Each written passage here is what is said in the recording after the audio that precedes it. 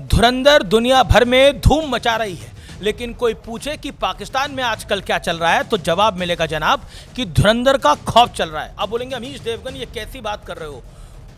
कोई है जो पाकिस्तानियों को रह रहकर धुरंधर फिल्म की याद दिला रहा है, क्योंकि अननोन मैन ने एक बार फिर स्ट्राइक की है और इस बार निशाने पर लश्कर का फाउंडर मेंबर और हाफिज सईद का right hand man Aamir Hamza था। बस फर्क इतना है कि रील वाला हमजा पाकिस्तान में रहकर पाकिस्तानियों का शिकार करता था, जबकि रियल लाइफ वाला यानी हकीकत वाला हमजा किसी अननोन मैन का शिकार बना है।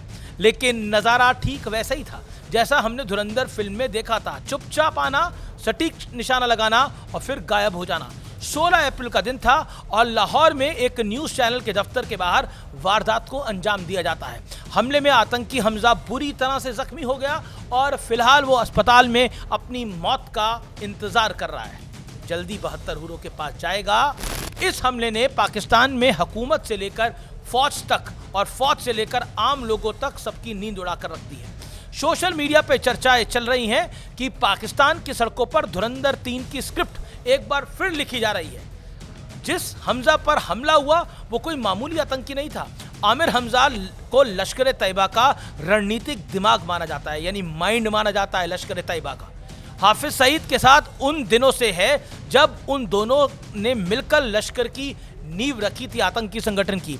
हमजा आतंकियों को तैयार करता था, उनका ब्रेन वॉश करता है, लश्कर के लिए पैसा जुटाना, नए लड़कों को भर्ती कराना और पकड़े गए आतंकियों को छुड़ाने के लिए सौदेबाजी करना, ये सब हमजा का वर्क प्रोफाइल है। जब भारत में मोदी सरकार आई तब पाकिस्तान पर अंतर्राष्ट्रीय दबाव बढ़ा और लश्कर पर कार्रवाई हुई।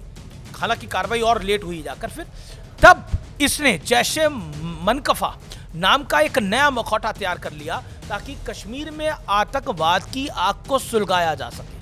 इसके पाप की डिग्री कितनी बड़ी है इसका अंदाजा इस बात से लगाइए कि इस आतंकी को अमेरिका ने वैश्विक आतंकवादी घोषित किया हुआ है। यानी ये हमजा महज एक आतंकवादी नहीं बल्कि इसे भारत का मोस्ट वांटेड दुश्मन कहा जाए तो गलत नहीं होगा। 2026 में धुरंधर फिल्म ने पाकिस्तान के पुराने पापियों के हिसाब किताब का पूरा ब्यौरा दिया है और अब बाकी बचे हुए आतंकियों का हिसाब होना शुरू हो गया है, जो अच्छी बात है। इसी साल की शुरुआत में लश्कर कमांडर बिलाल आरिफ सराफी को ठिकाने लगाया गया, किसने मारा पता नहीं, जबकि 2025 का कैलेंडर खत्म होते होते आतंकी फैसल नदीम अब्दुल सैफुल्लाह खालिद ने भी जहन्नुम वाला टिकट कट चुका था। अब खबर है कि इन दिनों सारे आतंकी संगठन पाकिस्तान सेना से काफी नाराज हैं, खफा हैं। उनका कहना है कि खतरे के बावजूद उन्हें पर्याप्त सुरक्षा नहीं दी जा रही।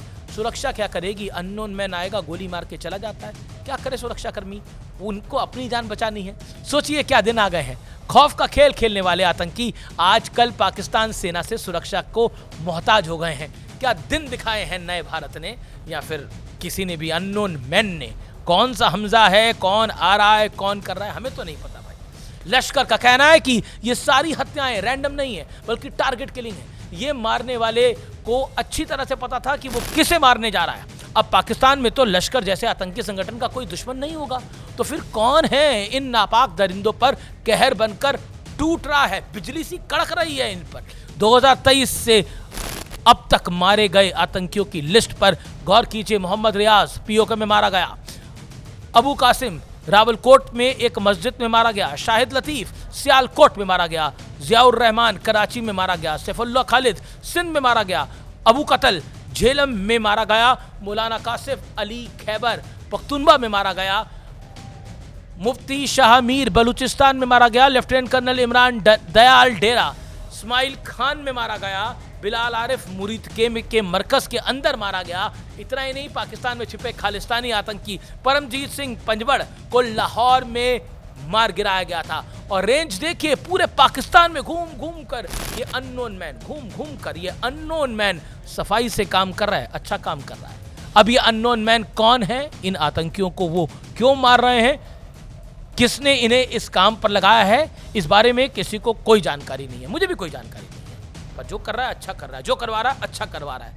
बाकी बातें आप समझते हैं। लेकिन क्या आप जानते हैं कि जब 10 नवंबर 2025 को दिल्ली में बम धमाका हुआ था, उसे ठीक अगले दिन यानी 11 नवंबर को 2025 को इस्लामाबाद की एक अदालत के बाहर सुसाइड बॉम्बिंग हुई? क्या ये महज इत्तेफाक है?